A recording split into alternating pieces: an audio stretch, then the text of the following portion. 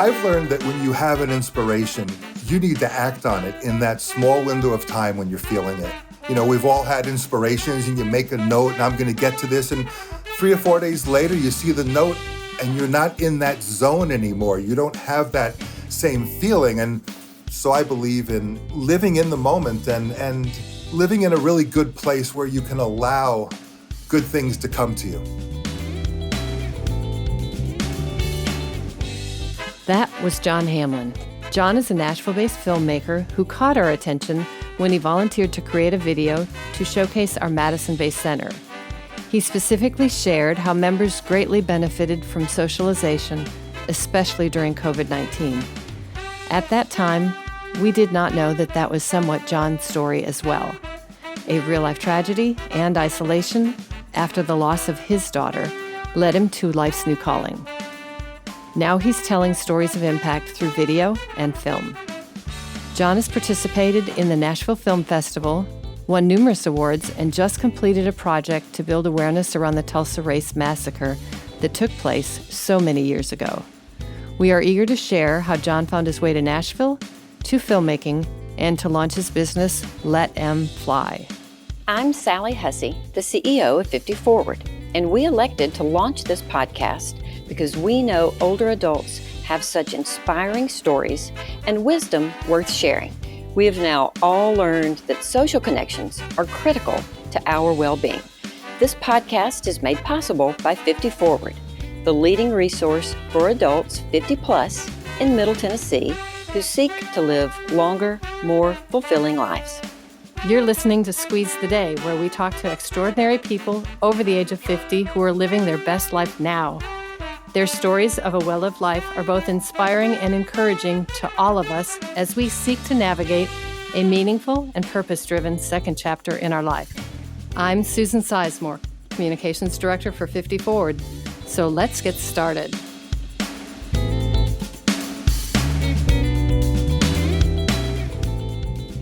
John, let's start with Woodstock. I know few folks have been there, much less live there. What was that like? Well, Woodstock was the third of the 4 places I've ever lived. I was raised in Levittown, Long Island. I lived in Chapel Hill, North Carolina for a half dozen years. But after I got separated, I moved to Woodstock because it was still 2 hours from my wife and kids. And Woodstock is synonymous with that famous 3-day concert in 1969, and it's synonymous with freedom, if you will. And as a songwriter and musician, I was drawn to Woodstock because of its history more than the concert.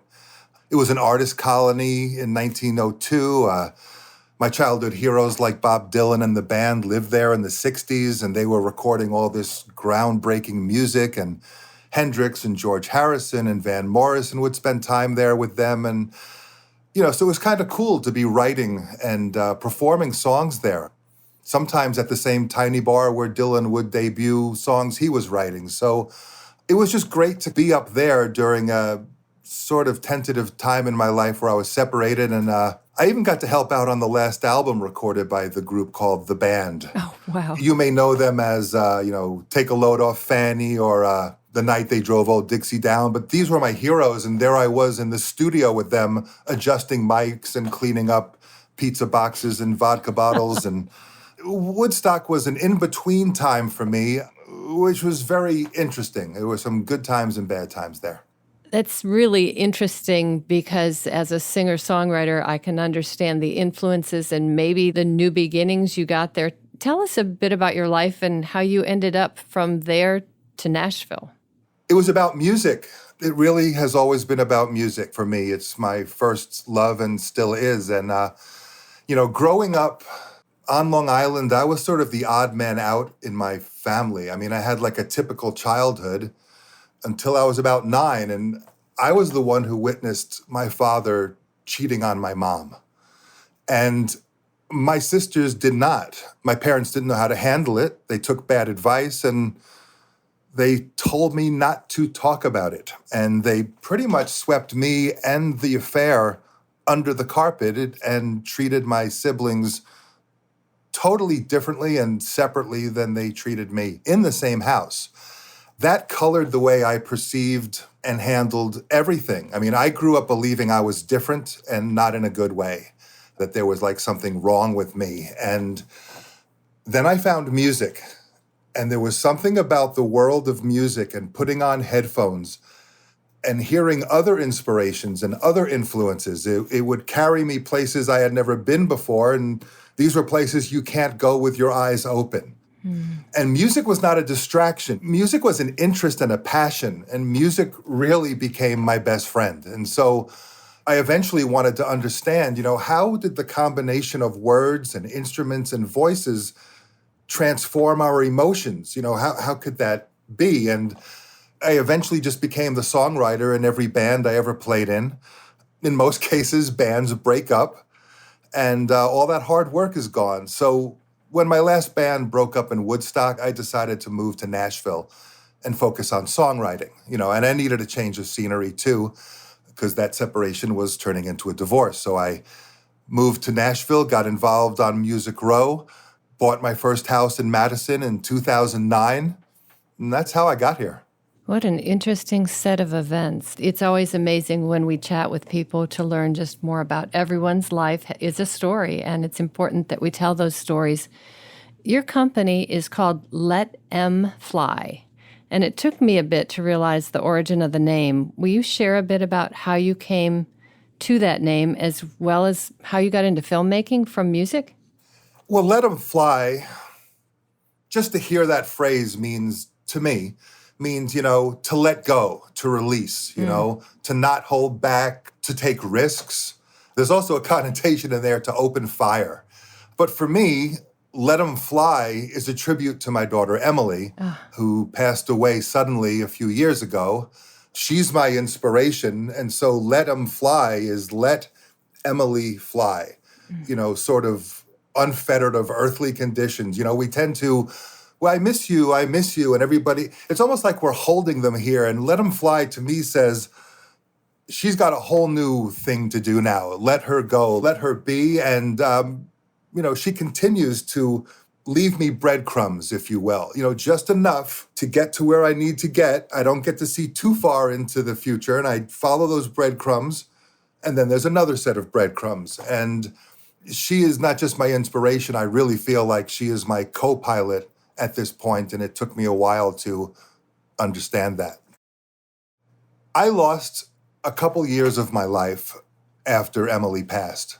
There is no other loss like losing a child. It does no use to compare to other losses, but I've had other losses that made me very, very sad. Losing my daughter was like ground zero with rubble and smoldering ash. My life was pretty much over. It rewires your brain in a way that your foundation is gone and nothing makes sense. And it was just so hard to make sense of that for me because nothing made sense. For about 6 months, I slept with the pajamas she wore to bed on her last night here under my pillow. I just needed to have some connection to her. And I was really out of my mind sad. It really made me sort of insane for a while because nothing mattered anymore. What could matter at that point? But about a year and a half or 2 years into this feeling that I really just wanted to join her pretty much every day. How else could I stop this 24/7 searing pain? It just never lets up. And one day I had an inspiration to make a film. And I don't know where it came from at the time. I know now that it was my daughter saying, get the heck off the couch and live, And, when you get an inspiration, this is a really big deal to share, I believe. I've learned that when you have an inspiration, you need to act on it in that small window of time when you're feeling it. We've all had inspirations and you make a note and I'm going to get to this. And 3 or 4 days later, you see the note and you're not in that zone anymore. You don't have that same feeling. And within a couple of days, I was at Best Buy, with the one credit card that had room, getting a decent consumer camera to follow this inspiration that was bigger than me and made no sense to me. You can't convince me that wasn't my daughter pushing me to do something more, the breadcrumbs again, if you will. So I decided to make a film about East Nashville its history, and its music scene mainly. And I started contacting all these artists who didn't know me and scheduling appointments and telling them what it was about. And suddenly, I was not grieving 24/7. Part of my life was now dedicated to something new, something I was passionate about. And I hadn't felt that in a couple of years. So I was learning as I went. I'd go interview someone. I was getting familiar with the camera at the same time as trying to make them comfortable in an interview while grieving. And somehow I shot 200 hours of footage. And I was ready to go, but nobody would edit my film. Who is going to edit for free 200 hours of footage? So, it takes 200 hours just to watch it, let alone start editing it into a 1-hour film. So I was forced to edit this film myself, which meant learning editing, which I knew nothing about. More breadcrumbs from Emily, because out of this came a freelance editing career for me. I didn't see it coming. I was just acting in the moment, following my inspiration. And within 2 years, I was editing projects for other cinematographers who are shooting commercials and music videos, and weddings is one of the big things I edit to make a living, which, by the way, is always interesting because every wedding includes the father walking the daughter down the aisle. Oh, what a poignant statement, though, and I want to share that in hearing you, everybody experiences grief in different ways, and it's a rare gift when someone can make sense of grief and channel it into something more positive. And that's what I hear you share in this story. It really evokes emotion, but it also brings me to a point that I feel that, as people listen to your story, there are a lot of interesting takeaways, I believe. Will you share a little bit more about some of the topics and or the videos that you've produced? Absolutely. Almost everything that I produce is mostly me until the very end when I need to include actors or people who give me opinions on what I'm editing. But all of my filmmaking endeavors, whether it's a music video or a documentary or a narrative film, have all been therapeutic.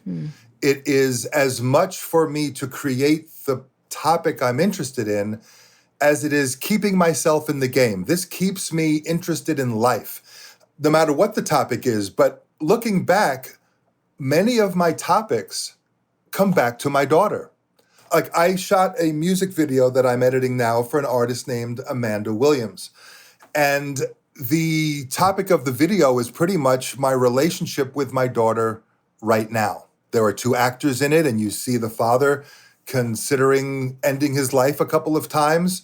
She's in the background and we can see her, but he can't. And she influences his decisions till he finally realizes what I came to realize is I don't need to leave here and join my daughter to have an experience with her.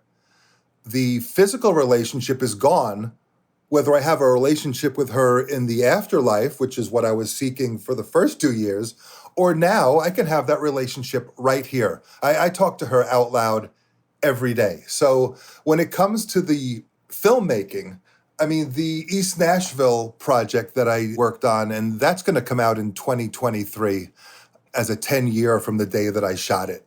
More on that another time. But a lot of the interviews turned into artists in East Nashville who experienced some kind of loss and how they got through it through creativity. So someone lost their girlfriend, someone lost their brother, someone lost their parent who was their best friend, and they threw themselves and are kind of living for these people through their art. So here I was making a film to help me get through my grief about people who were doing the same. So these topics seem to show up in my film, and sometimes it's about the underdog. Like, my daughter could have still been here. She was ignored to death in a gym. She had a heart attack. They were alerted. It was 5 a.m. The guy at the desk did not want to deal with it. He kept pushing the person away and when someone has a heart attack, 5 minutes, you've pretty much wasted all the time you have. So because this gym tried to cover this up and make it go away, I've always been for the little guy, whoever the underdog was, who was bullied by the big guy, the bigger entity, the corporation. I tend to side with the little guy and want to share those kind of stories. Those are really interesting and poignant facts, and just the way reality becomes part of our life moving forward and how someone handles that, I think, is a model for life. In one respect, too, I think about the way we met you was because of one of your neighbors. Will you share a little bit about that? I believe it was during COVID as well. Yeah, my neighbor Anne is a good friend of mine, and my house and hers shares a fence between our yards in the backyards. And I'm very familiar with her Facebook posts, and a bunch of those are about 50 Forward, where she's a member. And I noticed online in the fall of 2020, Metro Arts was asking for submissions where they would give you a grant to make a film about a Madison organization during the pandemic. I chose 50 Forward because there was a story there. I noticed that Anne and her friend Libby could no longer go to this organization where they might go 5 times a week. And so I just felt there was a compelling documentary here because 50 Forward is an organization which aims to help older adults feel less isolated. And the pandemic was working really hard to do the opposite. Mm-hmm. So I thought a short film about 50 Forward and how important it is to the community and how 50 Forward adapted when they could no longer gather older adults would make for a good film and shine a light on 50 Forward as one of the more important organizations in the Nashville area. Thank you so much for doing that. That story is placed on our website, and it also, to me, illuminates so much about friendships and about life that sometimes we don't necessarily see. And I think your documentary touch and maybe the care and the emotion you put into it because you know Anne, I think is just not only a gift to us, but a gift to the community and to the older adult community overall. Speaking of gifts and things that are heartwarming and heart-touching, you just finished a project that has a lot of history and also that really follows up on some recent media coverage that illuminated something that many people didn't know about or talk about. And so I'd like for you to tell us a little bit about that as well. You're speaking about my 5th film, which is about the Tulsa Race Massacre. A friend of mine had mentioned to me about 2 years ago that in 1921, there was a race riot in Tulsa where at least 300 Black people were killed in a matter of 18 hours. And I was astonished. Like, how could I have never heard about this? You know, and I started to ask friends of mine of different ages and different ethnic backgrounds, and most people have never heard about this. How could this have happened? Well, they swept it under the carpet.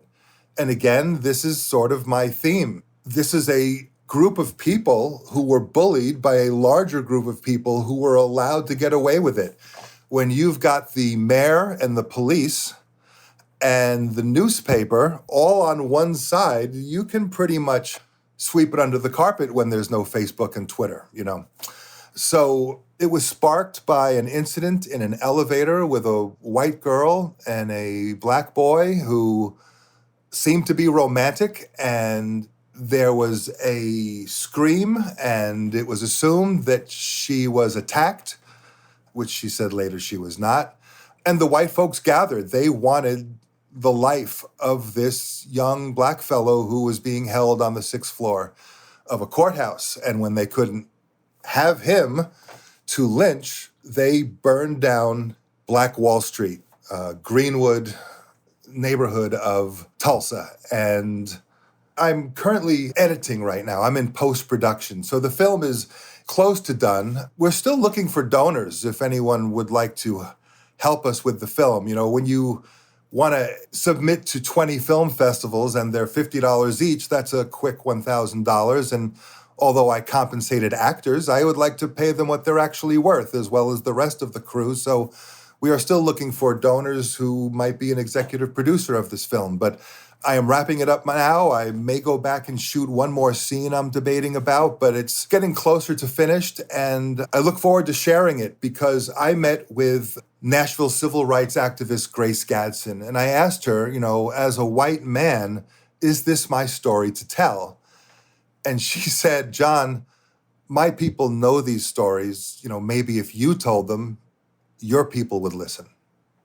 And those became my marching orders with my Tulsa film, which is called Richard and Sarah, Massacre in Greenwood. So hearing you speak about this and kind of weaving some things into previous nuggets you shared, you're a bit of an activist yourself in your own way. Do you have a mentor or someone who influenced you maybe to become the individual you are today? I do not, and I never have, but that would be great. I don't think you're ever too old to have a mentor. I'd still love to have one. There are people who know so much more about filmmaking and life in general and how to handle personal situations than I do. I mean, I was really isolated as a child. I then, because I didn't have the relationship with my parents, who could have been my mentors, because I didn't have the relationship with them that every child wishes for, I cultivated that relationship with my daughter, Emily. Mm-hmm. And they outlived her. But, at this point, I don't really know if I need a mentor. I mean, God, the universe, whatever folks would like to call it, is my mentor. My 2 rescue dogs teach me things every day. My children, friends. These are all teachers if you're in the right place to listen. And what I would really like is probably more of a collaborator than a mentor at this point in my life. Like when you're in a band, and like 2 guys are feeling down and we're not getting anywhere, there's another guy to say, no, come on, we're doing great. And I live alone. I work from home as a freelance editor and working on my passion projects. I'm one of the people who didn't really notice the pandemic so much because that's my normal routine, going to Kroger once a week. So no mentor, but I do have a bright spot, a silver lining, if there can be one, in losing my daughter is I love my son Justin equally. And he and his wife have a little girl, a daughter, and they named her Emily. And I'm the guy who looks into the future and can have all these scenarios of this might happen and what might. I never saw this coming. There is now another Emily Hamlin with my DNA walking the planet. And that is also part of my inspiration because I believe at some point in the next several years, I will wind up in upstate New York living near them to help shape and influence her life. Mm-hmm. So I'm curious, after all you've shared, is there one piece of advice that a parent or maybe your parents or an older adult shared with you that at the time you might have thought was silly, but now that phrase rings true in your everyday life? Not so much a relative, but Joseph Campbell, who I admire, said, follow your bliss. And when you follow your bliss, he says, helping hands will appear that weren't there before. You are now set on a path where you will be led to what you are supposed to do and what you are supposed to be. And another philosopher named Ram Dass said, be here now. And he's indicating to live in the present moment because as humans, it's human nature to dwell on the past or worry about the future. Meanwhile, we can be missing out on what the world is offering to us in every moment. So I believe in living in the moment and living in a really good place where you can allow good things to come to you. Absolutely. So I'm curious, we have one more closing question that I'd like to ask you. Is there one thing that you do to squeeze the day? I live in the moment. And I always try to have something fun to look forward to, something to plan and something's coming up. I also work on myself every day. Keeping a positive attitude is a really big deal because I think everything else in your life flows from that. And I also try to do things outside my comfort zone, like this podcast. And I really appreciate you inviting me today. This has been a blast. Well, I want to thank you so much for joining us. I believe by letting him fly, you've shown us an amazing life of leadership, and we're witnessing just amazing things from interviews and stories such as yours. Thank you again for joining us. Thank you so much. Now we challenge everyone listening to go squeeze the day.